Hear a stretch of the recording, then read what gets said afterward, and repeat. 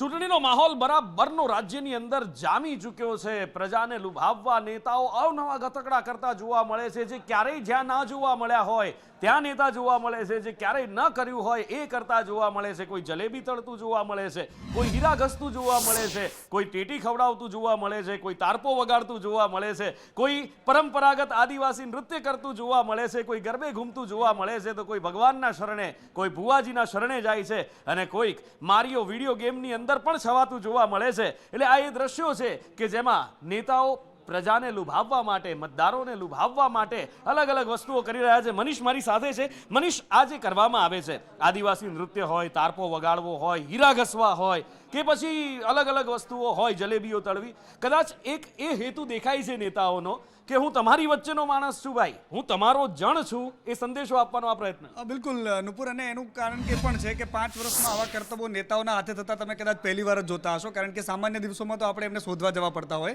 પરંતુ જ્યારે મત માંગવાના હોય તો સ્વાભાવિક વસ્તુ છે કે લોકોને પોતાના પૈકીનું એક પોતિકાપણું લાગે, એક પોતાનો આત્મીયતાનો ભાવ જાગે। કોઈની સાથે જઈને, કોઈ હીરાના કારખાનામાં જઈને હીરા ઘસવા બેસો તો એ કારખાનેદારોને હીરા ઘસવું અને એક મેસેજ જાય કે આ માણસ આપણો છે ને આપણી વાત રાખશે। કોઈ માણસ ભુવાજી પાસે જાય તો એની પાછળનું લોજિક જે પણ હોય આપણને એટલી વસ્તુ સમજી શકીએ છીએ કે એની પાછળનો હેતુ એટલો છે કે એમાં મતદારો મારી સાથે કેટલા જોડાઈ શકે છે, માતાજી મારા મનની વાત કેટલી કરે છે, કોઈ શક્કર ટેટી ખવડાવે છે, કોઈ આદિવાસી નૃત્ય કરે છે। આ તમામ દ્રશ્યો જે ગુજરાતની રાજનીતિમાં આપણે જોઈ રહ્યા છીએ નુપુર, ક્યાંક ને ક્યાંક એની પાછળનો સૌથી મોટો જે કારણ છે એ કારણ એટલું જ છે કે મતદારોને પસંદ આવવી જોઈએ પોતાની વાત, પોતાની પ્રચાર કરવાની સ્ટાઇલ, અને બીજી બાજુ જ્યારે સોશિયલ મીડિયા અને ખાસ કરીને મીડિયામાં પણ આ પ્રકારના દ્રશ્યો છે તે વધારે હાઇલાઇટ થતા હોય છે લોકોની વચ્ચે, અને ખાસ કરીને પોતાના જે સમર્થકો હોય છે એમ સરળ માણસ છે, એક ભૂતળનો માણસ છે, જમીન સાથે જોડાયેલો માણસ છે, એ બતાવવા માટે ઘણીવાર નેતાઓ ટ્રેક્ટર ચલાવવાથી લઈને નીચે બેસીને જમવા સુધીની તમામ ગતિવિધિઓ આપણે જોઈ છે।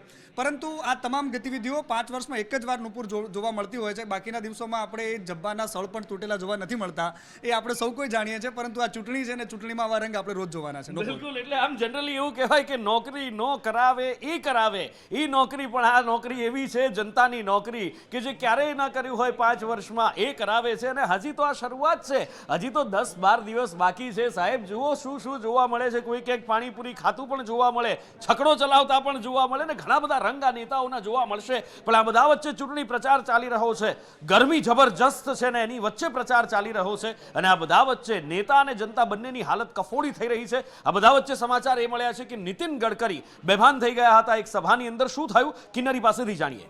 બિલકુલ નુપુર, દિગ્ગજ નેતાઓ જે છે અત્યારે ચૂંટણી સભાઓ ગજવી રહ્યા છે અને તેની વચ્ચે આકરો તાપ પણ અત્યારે તે માથા પર લઈને ચાલી રહ્યા છે। એક દિવસની અંદર ઘણી બધી સભાઓને સંબોધતા હોય ત્યારે કેન્દ્રીય મંત્રી નીતિન ગડકરીને લઈને જે સમાચાર પ્રાપ્ત થઈ રહ્યા છે, મહારાષ્ટ્રના યવતમાલની અંદર તેઓની પુસદમાં સભા હતી અને આ સભાની દરમિયાન ભાષણ આપતા આપતા અચાનકથી જ તે બેસુધ થઈ ગયા હતા, બેહોશ થઈ ગયા હતા અને સૌ કોઈ આશ્ચર્યમાં પડી ગયા હતા। તે સમયે તેમને સંભાળવા માટે થઈને મંચ ઉપર હાજર તમામ લોકો ત્યાં હાજર હતા, તે તેમને લઈને સારવાર માટે થઈને લઈને ગયા હતા। ત્યારબાદ થોડી વાર બાદ તે સ્વસ્થ થયા અને તેઓએ ભાષણ પણ પોતાનું પૂરું કર્યું હતું। ત્યારે નીતિન ગડકરીની જો વાત કરવામાં આવે, તેમની સાથે આ ઘટના કોઈ પહેલી વાર નથી થઈ નુપુર।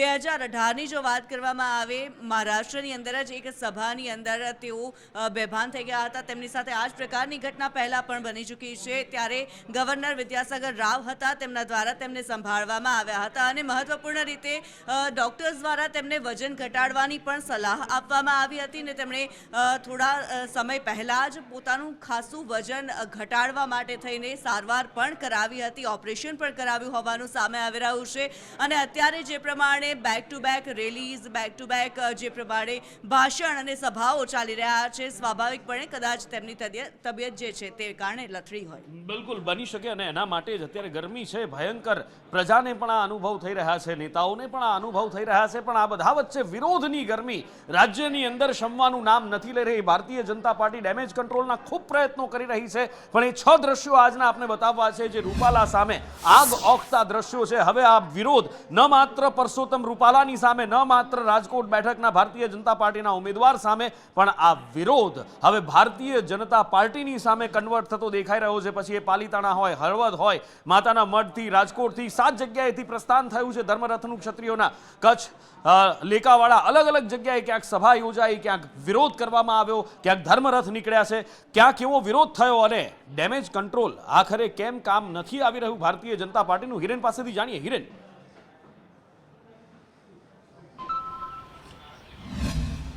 જો આજથી પાર્ટ 2 જે શરૂ થયેલું છે ઓપરેશન ભાજપ, જે નામ આપવામાં આવ્યું છે ક્ષત્રિય સંકલન સમિતિ દ્વારા, એની અંદર પણ ધર્મરથ અલગ અલગ ધાર્મિક સ્થાનો પરથી આજે શરૂ કરવામાં આવ્યા છે, જેમાં ભાજપ અને પુરુષોત્તમ રૂપાલાનો વિરોધ કરી અને ભાજપ વિરોધી મતદાન માટેની અપીલ આ ધર્મરથ દ્વારા કરવામાં આવી રહી છે. અલગ અલગ જગ્યાઓ જોઈએ તો રાજકોટમાં આશાપુરા મંદિર, માતાના મઢ, કચ્છ, ત્યાંથી પણ આ ક્ષત્રિય સમાજ દ્વારા ધર્મરથ જે છે તેની શરૂઆત કરાવવામાં આવી હતી. આ ઉપરાંત અલગ અલગ ગામોમાં, એટલે કે ગાંધીનગર અને અરવલ્લીના કેટલાક ગામોની અંદર બેનર લગાવવામાં આવ્યા છે. ભાજપ વિરોધી મતદાન કરવા માટેના સંકલ્પ ત્યાંથી લેવામાં આવ્યા છે. અને આ પરિસ્થિતિ વચ્ચે રાજ્ય સરકાર અને સંગઠન છે એ પણ ડેમેજ કંટ્રોલના મૂડમાં હોય તે પ્રકારની સ્થિતિ દેખાઈ રહી છે. ખુદ સંગઠન મહામંત્રી અને હર્ષ સંઘવી જિલ્લાઓમાં જઈ અને ક્ષત્રિય સમાજના ભાજપના આગેવાનો છે એમને સમજાવી રહ્યા છે. આ ઉપરાંત જોઈએ તો હળવદની અંદર, ગાંધીનગરના લેકાવાડામાં, પાલીતાણાની અંદર અને રાજકોટની અંદર પણ અલગ અલગ વિરોધના કાર્યક્રમો આ રૂપાલા અને ભારતીય જનતા પાર્ટી સામેના જોવા મળ્યા છે. આજથી શરૂ થયેલો આ ધર્મરથ દરેક ગામોની અંદર જઈ અને ભાજપને મત ન આપવા એ પ્રકારની અપીલ કરશે. ભાજપને મત ન આપવા 26 લોકસભા બેઠકની અંદર આ ધર્મરથ ફેરવી અને પ્રચાર કરવામાં આવશે. ક્ષત્રિયો આકરા પાણીએ છે અને ક્ષત્રાણીઓ પણ કહી રહી છે કે અમે હવે પાછા વળવાના નથી. પ્રજ્ઞાબાનું કહેવું છે કે ભારતીય જનતા પાર્ટીએ અમારું આંદોલન તોડવાના ખૂબ પ્રયત્નો કર્યા, પણ અમે તૂટ્યા નથી અને હવે તોડીને રહીશું. ક્ષત્રિય સમાજનો વિરોધ યથાવત છે. પરસોત્તમ રૂપાલાએ ફોર્મ પરત નથી ખેંચ્યું. ચૂંટણીમાં તેઓ ચૂંટણી પણ લડવાના છે. ત્યારે ક્ષત્રિય સમાજને આંદોલન પાર્ટ 2 ની શરૂઆત કરી દીધી છે. બીજી જ વાત કરીએ પ્રજ્ઞાબા સાથે. ધર્મરથ આજે નીકળી ગયો છે, ગામે ગામ ફરીને જે પ્રચાર કરી રહ્યા છે એનું મને લાગે છે ખૂબ સારું પરિણામ આવશે. ભાઈઓ બધા જાગી ગયા છે, અમારો સમાજ આજે એક થઈ ગયો છે, તો નિશ્ચિત છે કે પરિણામ સારું આવશે જ. અને ભાજપને આજ નહીં તો કાલ એની ભૂલ સમજાશે જ તે કે એક ખાલી રૂપાલાના હિસાબે સરકારે શું ભૂલ કરી છે. બંધ બારણે મિટિંગ ઘણી વખત થઈ છે. હવે ત્યારે અમે એવું સાંભળ્યું છે, નોટ શ્યોર, કે ભાજપમાં આવી જવા માટે મોટી મોટી ઓફરો આપવામાં આવી છે એવું અમે સાંભળ્યું છે. એના ઉપરથી તો એવું લાગે છે કે જાણે સરકારને ડર છે રાજપૂતોનો, તો પછી ઓફર દેવામાં આવતી હશે. એક નહીં, બે નહીં, પરંતુ કેટલાક લોકોએ જે ક્ષત્રિય સમાજનું અપમાન કર્યું છે તેને હવે પક્ષ વિરોધી મતદાન કરીને જવાબ આપવાની રણનીતિ છે જે ક્ષત્રિય સમાજ દ્વારા બનાવવામાં આવી છે. કેમેરામેન મનીષ વાણિયા સાથે દિવ્યા ચૌહાણ, સંદેશ ન્યૂઝ, અમદાવાદ. એટલે રૂપાલા સામેનું આ આંદોલન પાર્ટ 2 પૂરજોશમાં ક્ષત્રિયો દ્વારા શરૂ કરી દેવામાં આવ્યું છે. એક બે નહીં પણ 7 જગ્યાએ, પછી એ દ્વારકા હોય, કચ્છ હોય, અરવલ્લી હોય, અલગ અલગ જગ્યાએથી ધર્મરથ નીકળ્યા છે. અને ક્ષત્રિય આગેવાનોનું કહેવું છે કે 26 લોકસભા બેઠક ઉપર આ ધર્મરથ ફરશે. અને ન માત્ર રૂપાલા, હવે ભારતીય જનતા પાર્ટી તરફ નાળચું તાક્યું છે. ભારતીય જનતા પાર્ટીનો પણ વિરોધ કરવામાં આવશે અને લોકોને ભાજપ વિરુદ્ધ મતદાન કરવા માટેની અપીલ કરવામાં આવશે. બહેનોની અસ્મિતા માટેનો એક આ રથ છે. રથને અમે બહેનો માટેની અમારી એક લડત છે ને એનો ભાગ સ્વરૂપે આજે રથ છે. ગામે ગામ જશે. આજ 27 ગામોનો પ્રવાસ છે અને મા શક્તિમાના સ્થાનિધ્યમાં સનાડા સાંજે પહોંચી જશે. 27 ગામની અંદર જઈ અને બહેનો વિશે જે ખરાબ ટિપ્પણીઓ કરવામાં આવેલી છે અને ક્ષત્રિય સમાજનો જે રોષ છે એને ગામો ગામ સુધી અમે કરશું અને સર્વ સમાજને સાથે રાખી અને અમારી આ મુવમેન્ટને હવે અમે ચાલુ કરીએ છીએ. કઈ રીતે મતદારો જે છે તેમને લોકસભાના અલગ અલગ વિસ્તારોમાં આ રથ જે છે તે ફેરવવાના છે ને મતદારોને કઈ રીતે કહેવામાં આવશે? અમે 7 વિધાનસભાની અંદર આ રથને લઈ જવાના છીએ. રાજકોટ સિટીની અંદર પણ અમે લઈ જવાના છીએ અને મતદારોને જાગૃત કરવાના છે કે ભાઈ આજે જે કંઈ બની રહ્યું છે, જે કંઈ ક્ષત્રિયો નહીં પણ કાલ સવારે આપણા બહેનો દીકરીઓ પર પણ આવી ટિપ્પણીઓ થઈ રહી છે. ભારત દેશમાં છેલ્લા થોડા વર્ષોમાં જે જાહેર જીવનમાં નૈતિક અધપતન, નૈતિક ભ્રષ્ટાચાર જે ચાલી રહ્યો છે અને ખોટી વસ્તુને સાચી સાબિત કરવાનો પ્રયાસ થઈ રહ્યો છે, એને કોકને કોક જગ્યાએ લાલબત્તી ધરવાનો, કોકને કોક જગ્યાએ રૂક જાવ કહેવાનો આ પ્રયાસ છે ને પ્રજાને સાચી સમજણ, ક્ષત્રિય સમાજને સાચી સમજણ, આપવાનો આ ધર્મરથ દ્વારા પ્રયાસ છે. બહુ ખરાબ રીતે બહુ દુઃખ લાગે એ પરિસ્થિતિમાં નારી અસ્મિતાનું અપમાન કર્યા પછી ઇતિહાસ સાથે ચેડા પણ કરવામાં આવ્યા છે, જે ખરેખર ધર્મનું હનન થઈ રહ્યું છે. ત્યારે ધર્મરથ દ્વારા જાગૃતિ સાથે નીતિપૂર્વક અભિયાન આગળ ધરવામાં આવશે. દરેક ગામડે અને દરેક તાલુકે જઈ ધર્મરથ દરેક સમાજને સાથે લઈને આગળ વધશે. અમારો સંદેશો આપે પહોંચાડો છો અને મીડિયાનો તો હું આભાર માનું છું કે ખરેખર નિડર થઈ અને કોઈ પક્ષ વિપક્ષ કે કાંઈ નહીં, બરાબર છે, જે સત્ય હકીકત છે એ આપે રજૂ કરી છે. આ રથયાત્રાનું આયોજન પણ 7 રથ નીકળે છે, રાજકોટથી, સુરેન્દ્રનગરથી, જામનગરથી, ભાવનગરથી, મા અંબાના મંદિરેથી, બહુચરાજીના મંદિરેથી 26 બેઠક ઉપર આ રથ ફરશે. આ ધર્મરથ છે અને આ જે બેનું દીકરીઓની ટિપ્પણી થઈ છે એ ગામે ગામ એ સંમેલનો યોજવામાં આવશે. તો ક્ષત્રિયોના આંદોલન પાર્ટ 2ની આ શરૂઆત થઈ ચૂકી છે અને આ શરૂઆત ભારતીય જનતા પાર્ટીને ભારે પડે છે કે કેમ એ સવાલ છે, કારણ કે ભારતીય જનતા પાર્ટીનું પણ બ્લડ પ્રેશર હાઈ થઈ ગયું છે અને એનું કારણ એ છે કે ઠેર ઠેર વિરોધ કરવામાં આવશે. એ દ્રશ્યો આપને બતાવવા છે કે જ્યાં આગળ આ ડેમેજ કંટ્રોલ થઈ રહ્યો છે. ભારતીય જનતા પાર્ટીએ ડેમેજ કંટ્રોલ માટે હર્ષ સંઘવીને મેદાને ઉતાર્યા છે, સંગઠન મહામંત્રી રત્નાકરને મેદાને ઉતાર્યા છે. 24 એપ્રિલ આણંદની અંદર, 24 April Sabarkantha, 23 April Banaskantha, 23 April Surendranagar, 22 April Kutch, ભાવનગરમાં 22 એપ્રિલે અલગ અલગ જગ્યાએ હર્ષ સંઘવી છે એ બેઠકો કરી રહ્યા છે. ક્ષત્રિય આગેવાનો છે, ભારતીય જનતા પાર્ટી સમર્થિત એમની સાથે, અને ભાજપ તરફી મતદાન કરવા માટે આ ક્ષત્રિયો દ્વારા જે પ્રચાર કરવામાં આવી રહ્યો છે ભારતીય જનતા પાર્ટી વિરુદ્ધ, રૂપાલા વિરુદ્ધ, એનું ડેમેજ કંટ્રોલ કરવા માટેના પ્રયત્નો કરવામાં આવી રહ્યા છે. મયુર સોની મારી સાથે જોડાયા છે. મયુર પાસેથી જાણીએ કે કેવો પરસેવો ભારતીય જનતા પાર્ટી હર્ષ સંઘવી રત્નાકર પાડી રહ્યા છે.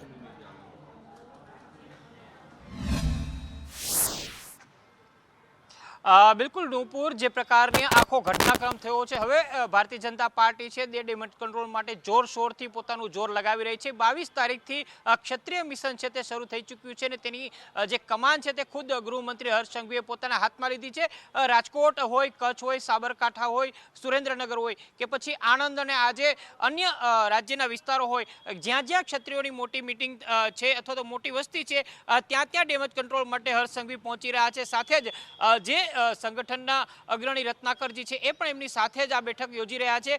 ભારતીય જનતા પાર્ટી સાથે જોડાયેલા ક્ષત્રિય આગેવાનો છે તેમની સાથે બંધ બારણે બેઠક થઈ રહી છે.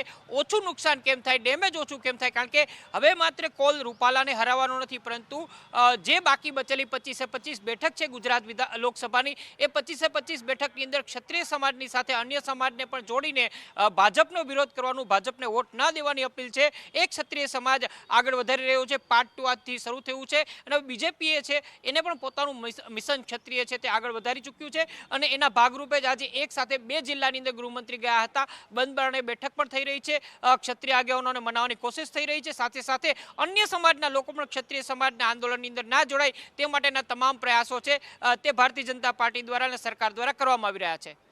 અને આગળ વાત કરવી છે સુરતની એક એવી બેઠક કે જ્યાં દેશના સૌથી પહેલા સાંસદ મળી ગયા છે 18મી લોકસભામાં, અને કારણ કે ત્યાં આગળ વસ્તુ એ થઈ કે કોંગ્રેસના જે ઉમેદવાર હતા નિલેશ કુંભાણી, એમના ડમી ઉમેદવારના ટેકેદારો દ્વારા એફિડેવિટ કરવામાં આવી કે જે સહી છે ફોર્મમાં એ અમારી નથી, અને ત્યારબાદ એમના ફોર્મ રદ થયા. બાકીના બચેલા 8 ઉમેદવારો હતા એમણે પણ ફોર્મ પરત કરી લીધા અને આ બેઠક આ ઉમેદવાર જીતી ચૂક્યા. બિનહરીફ તરીકે મુકેશ દલાલ પહેલા સાંસદ બન્યા અને હવે કોંગ્રેસે જે ફરિયાદ કરી હતી ચૂંટણી અધિકારી, જિલ્લા ચૂંટણી અધિકારી, રિટર્નિંગ ઓફિસર કહો કે પછી કલેક્ટર કહો, એમણે ચૂંટણી પંચની અંદર આખો રિપોર્ટ આપ્યો છે. શું એ રિપોર્ટ વિશે કંઈ જાણવા મળી રહ્યું છે? શું છે એ રિપોર્ટમાં અને આગળ શું આ જીતને પડકારી શકે છે કોંગ્રેસ, અથવા તો પડકારાઈ શકે છે, અથવા તો આની અંદર કોઈ નવા જૂની થઈ શકે છે કે કેમ? હિરેન જોડાયા છે, હિરેન પાસેથી જાણીએ. હિરેન,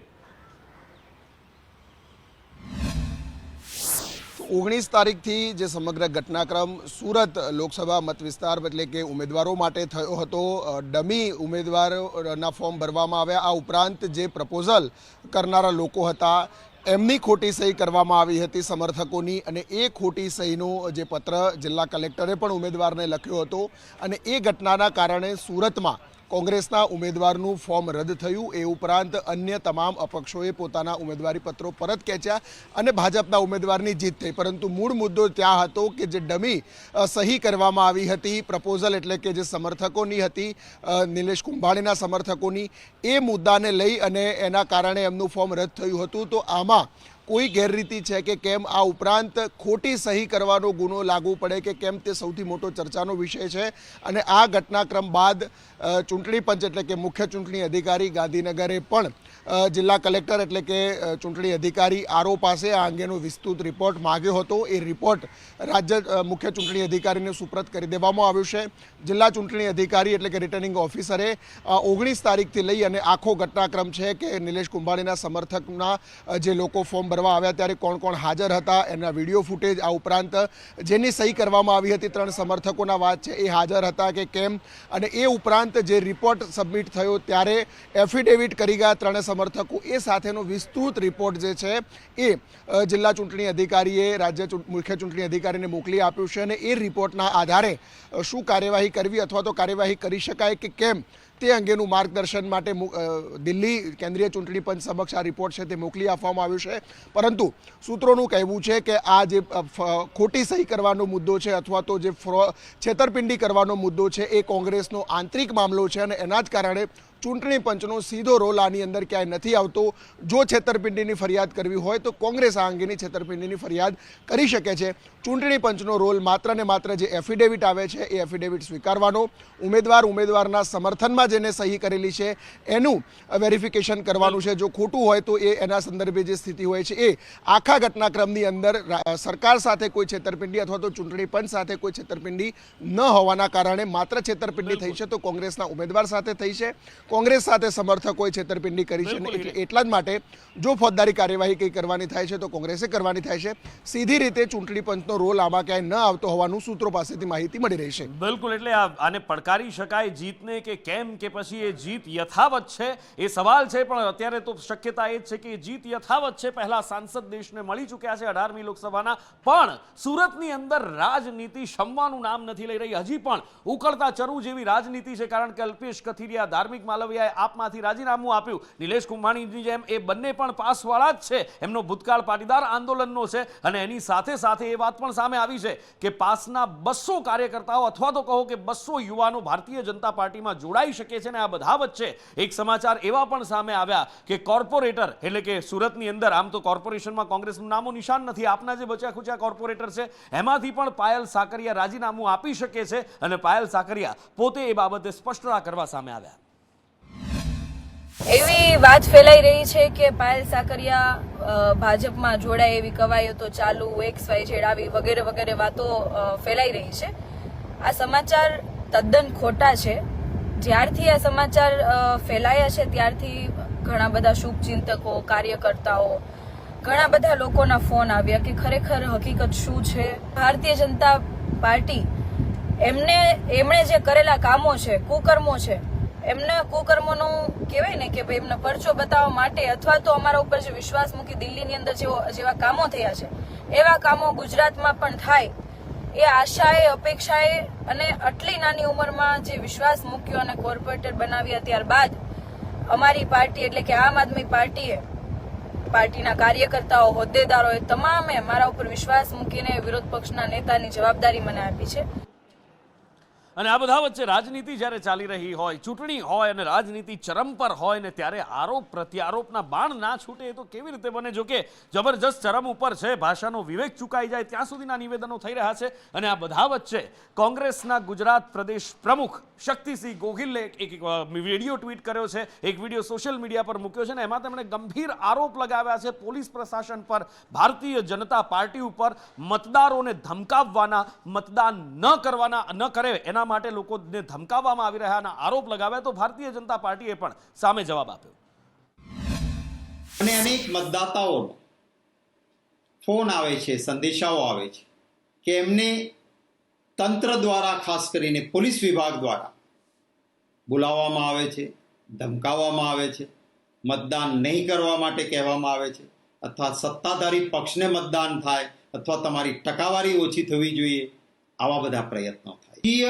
સત્તાધારી પક્ષ દ્વારા આપણા તંત્રને કોઈને કોઈ રીતે ફોર્સ કરીને દબાવીને એમના પાસેથી એ કામો કરાવવામાં આવે છે કે જે કામો કરવા માટે એક જનસેવક ફરજથી નથી બંધાયા. આમાં એમનો અને ચૂંટણી પંચનો વિષય છે, કારણ કે આ વ્યવસ્થા તંત્ર સાથે સંકળાયેલું છે. ભારતીય જનતા પાર્ટીને કોઈ સીધો એનો આ વિષય સાથે કનેક્શન નથી, પરંતુ હું એવું માનું છું કે જો કંઈ પણ એવી ક્યાંક એવું ધ્યાનમાં આવ્યું હોય તો ચૂંટણી પંચને ફરિયાદ કરવી એ જ એક યોગ્ય. અને આ બધા વચ્ચે ભારતમાં જે ટેક પ્રણેતા કહેવામાં આવે છે, એવું કહેવાય છે કે જેમના કારણે કમ્પ્યુટર ભારતની અંદર આવ્યા, સામ પિત્રોડા કોંગ્રેસના દિગ્ગજ નેતા ફરી એકવાર ચર્ચાની અંદર છે. ને આ વખતે ચર્ચા છે વિરાસત ટેક્સને લઈને. આજે સવારે એમનો એક વિડીયો સામે આવ્યો અને વિડીયોની અંદર તેઓ કહેતા જોવા મળે છે કે અમેરિકાની અંદર કેટલાક રાજ્યોની અંદર વિરાસત ટેક્સ હોય છે. જો કોઈની પાસે 10 બિલિયનની સંપત્તિ છે, એનું અવસાન થઈ જાય છે, તો એની 45% સંપત્તિ એના સંતાનોને મળે છે, 55% સરકારને જાય છે. ભારતમાં પણ આવું કંઈ હોવું જોઈએ ને એ પછી હોબાળો મચી ગયો. સૌથી પહેલા સાંભળો સામ પિત્રોડાએ શું કહ્યું. Let me tell you, in America, there is an inheritance tax. So if, let's say, one has $100 million worth of wealth, and when he dies, he can only transfer probably 45% to his children. 55% is grabbed by government. Now that's an interesting law. It says, you in your generation made wealth. You are leaving now. You must leave your wealth for public. અને આ નિવેદન અને ત્યારબાદ રાજનીતિમાં જાણે કે એકદમ ઉફાણો આવી ગયો. વડાપ્રધાન નરેન્દ્ર મોદીએ સીધું જ આને જનતાના પૈસા લેવાની વાત કરી. જો કોંગ્રેસ સત્તામાં આવે તો કોંગ્રેસ બધાની મિલકત હડપી લેશે, એવા પ્રહાર કોંગ્રેસ પર કરી દીધા. कांग्रेस पार्टी के खतरनाक इरादे एक के बाद एक खुलकर सामने आ रहे हैं. शाही परिवार के शाहजादे के सलाहकार, इस शाही परिवार के शाहजादे के पिताजी के भी सलाहकार, उन्होंने कुछ समय पहले कहा था, और ये परिवार उन्हीं की बात मानता है. उन्होंने कहा था कि हमारा देश का जो मिडिल क्लास है, मध्यम वर्गीय लोग हैं, जो मेहनत करके कमाते हैं, उन्होंने कहा उन पर ज्यादा टैक्स लगना चाहिए. ये इन्होंने पब्लिकली कहा है. अब ये लोग उससे भी एक कदम आगे चले गए हैं. अब कांग्रेस का कहना है कि वो इनहेरिटेंस टैक्स लगाएगी. વિરાસત ટેક્સની વાત થઈ રહી છે ને વાત ત્યાંથી સામે આવી છે કે રાહુલ ગાંધીએ થોડા દિવસ પહેલા એવું કહ્યું હતું કે દેશની 10% જે લોકો છે, ઉદ્યોગપતિઓ છે, 90% સંપત્તિ એમની પાસે છે. જો અમે સત્તામાં આવીશું તો દેશની અંદર અમે મિલકતનો સર્વે કરાવીશું, દરેક વ્યક્તિની મિલકતનો સર્વે થશે. અને ત્યારબાદ સામ પિત્રોડાનું આ નિવેદન, અને એટલે જ રાજનીતિની અંદર વધુ ઉફાણો આવ્યો છે. પણ આની સાથે રાહુલ ગાંધીએ એ પણ કહ્યું કે જાતિ આધારિત વસ્તી ગણતરી મારા જીવનનું અલ્ટિમેટ લક્ષ્ય છે. हिंदुस्तान में आज 90% के साथ अन्याय हो रहा है. देशभक्त चाहता है कि हिंदुस्तान आगे बढ़े, देशभक्त चाहता है कि हिंदुस्तान एक दिन सुपर पावर बने. जो भी जैसे भी आप कहना चाहो, तो अगर आप सुपर पावर बनना चाहते हो तो 90% शक्ति का प्रयोग तो करना पड़ेगा. ये मेरे लिए अब राजनीतिक मुद्दा नहीं है, ये अब मेरा लाइफ का मिशन है. અને જ્યારે પણ ચૂંટણી હોય, છેલ્લા ઘણા સમયથી ઘણી ચૂંટણીઓમાં આપણે જોતા આવ્યા છીએ, ઈવીએમ ઉપર દોષારોપણ થતા આવે છે. ચૂંટણી કમિશન ઉપર દોષારોપણ થતા આવે છે. ઈવીએમના બદલે બેલેટથી ચૂંટણી કરાવવા માટે આ વખતે એક કોર્ટની અંદર પિટિશન કરવામાં આવી હતી. આખરે શું થયું એનું ધવલ પાસેથી જાણીએ. જીનોપુર વીવીપેટ અને ઈવીએમ પર સવાલો ઉઠાવીને એક પિટિશન જે સુપ્રીમ કોર્ટમાં દાખલ કરવામાં આવી હતી. ઘણા લાંબા સમયથી એ વિષયને લઈને સુનાવણીઓ થઈ રહી છે. સુપ્રીમ કોર્ટમાં આજે પણ એ જ મુદ્દે એક સુનાવણી થઈ હતી, જેમાં ચુકાદો સુરક્ષિત રાખવામાં આવ્યો છે. ઈવી અને વીવીપેટ મુદ્દે સુપ્રીમ કોર્ટે અગાઉ પણ કહી દીધું છે કે ભાઈ આટલી બધી વસ્તીમાં જો ચૂંટણી કરવી હોય તો ઈવીએમ જરૂરી છે, મશીનરી વ્યવસ્થા પણ જરૂરી છે. જોકે આજની જે ચર્ચા થઈ છે એમાં ચૂંટણી પંચે પણ જે સુપ્રીમ કોર્ટના સવાલો હતા જેને લઈને ડિસ્ક્રિપ્શન પણ સુપ્રીમ કોર્ટમાં રજૂ કર્યું હતું. ચૂંટણી પંચના વકીલે એવું કહ્યું છે કે ઈવીએમ અને જે વીવીપેટની વ્યવસ્થાઓ છે એમાં 45 દિવસ સુધી ડેટા સ્ટોર થઈ શકે છે અને એક માઇક્રોચીપ છે જેને પહેલેથી જ ઇન્સ્ટોલ કરવામાં આવે છે, એટલે આમાં કોઈ પણ પ્રકારની ચીટિંગને અવકાશ નથી. મહત્વનું છે કે માઇક્રો કંટ્રોલર અને કંટ્રોલની યુનિટનો પણ વપરાશ થાય છે, જેથી કરીને પણ ડેટા સુરક્ષિત છે એવું ચૂંટણી પંચે વાત કરી હતી.